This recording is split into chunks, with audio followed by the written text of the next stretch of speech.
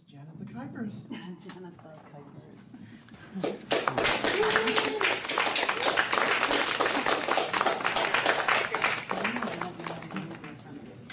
Okay. Today is my one day to do that, Mary.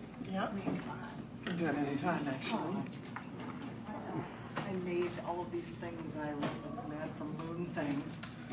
I did. And, no, I don't want to close all my tabs. I want to see what I'm doing. Thursday I was in Dripping Springs, and I learned that Dripping Springs once a month, Thursdays, the third Thursday of every month at the City Hall of Dripping Springs. Tom Woodrup is going to be guest hosting next month, and he sat on the spot, and Janet is featuring. And like, we're going to feature. And so I'll be sharing things from 2 new books. And while I was there, song master Ron Hewen said, "Why, if you're writing so many things about the moon, are you not writing about Pluto and Charon because they're on the Kuiper belt and your name was Kuypers?" So I said, okay, I will blindly do what you suggest. And I wrote this poem yesterday or 2 days ago called Kuiper Belt Ferryman. It's a love-struck universe we live in.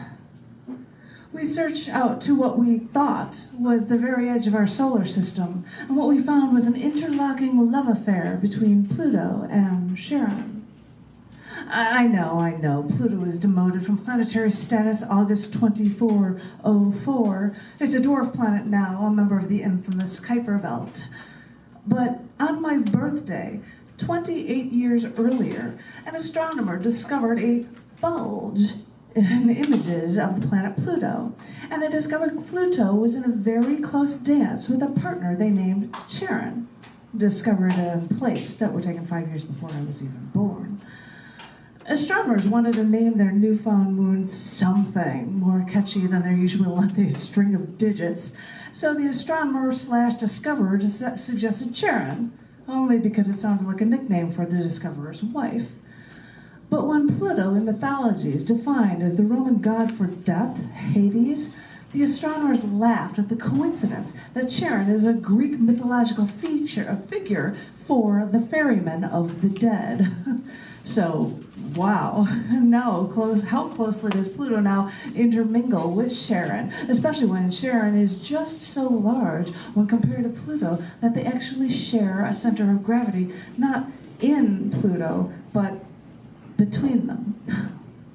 You see, I told you there's something about this dance. These two remain locked in together. And we love-struck astronomers can agree that when 2 objects find each other on the edge of the solar system, where it's oh so cold, they've got to stay together to cause some fireworks on their own right at the edge of the Kuiper belt, just to heat things up.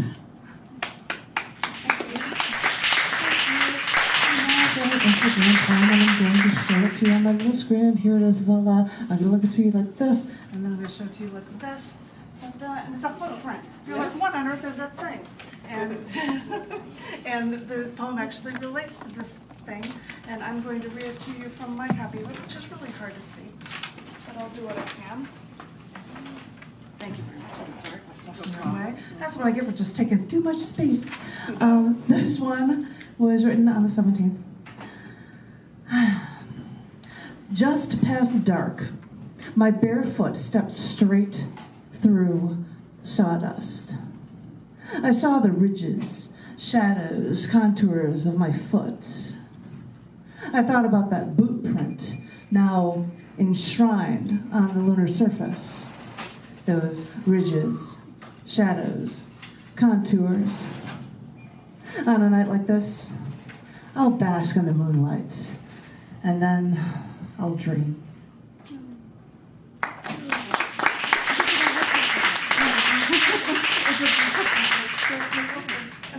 And I'm like, wow, what a print you can get. And I don't know how good you can see it. It was just a bunch of sawdust. And this is about 2 more moons from somewhere else. I won't bother with titles. The telescope I keep at home is decades old.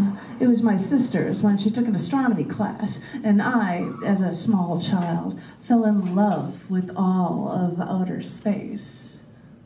After seeing Saturn, complete with rings and its moon Titan only days ago using a scope for target shooting, we found a man selling a small telescope. It was a gift for this man's little boy, but after using it 3 times, this new telescope was never used again. Instant bargain, we thought, so we put it together. And even though it's cloudy out tonight, we had to break it in, figure out how to use this new telescopic monstrosity compared to the decades-old model inside. And even through all the haze, we could see Jupiter with the naked eye at night near our moon. But wait, as we zoom in, we could even see Europa and Ganymede. They are 2 large moons we saw of Jupiter's, and it was really so amazing that we could see these moons, these objects unable to generate light, now as bright as stars. And I get it. These moons reflect light that they receive in the night sky, but they glow brighter than any mythical creatures that Galileo chose to name them after. This Zeus is a Greek equivalent of the Roman god Jupiter. Europa was named after the lover of Zeus, and Ganymede was named for a son of a king who was carried off into the sky by Zeus. And we were carried into the sky this night after it was far too late for any insects to suck on or sting the human flesh. We kept moving our new telescope to match the whipping orbital speeds of both Earth and Jupiter, just to continue to catch fleeting glimpses of worlds we can never touch, but can idolize from afar and